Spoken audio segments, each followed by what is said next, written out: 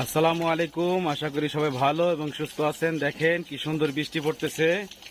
হ্যাঁ, অনেক রোদ্রু, ঠাডা পড়া রোদ। দেখেন কি সুন্দর রোদ, তাও বৃষ্টি পড়তেছে। যদিও আসলে আল্লাহর তরফ থেকে বৃষ্টিটা নামতেছে না, আমরা কিছু মেকানিজম করেছি চালের উপরে।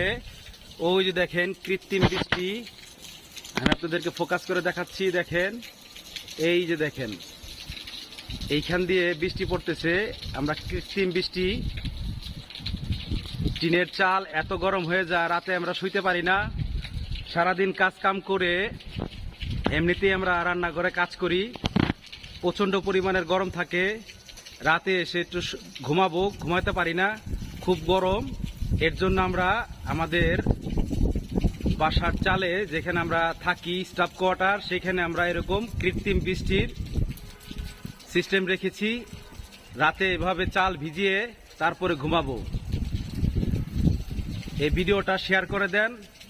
গরিবের এসি, এটা হচ্ছে গরিবের এসি। যাদের এসি কেনার টাকা নেই, তারা এইভাবে চাইলে কৃত্রিমভাবে বৃষ্টি সৃষ্টি করে ঘরের চাল ঠান্ডা করে রাতে ঘুমাতে পারবে।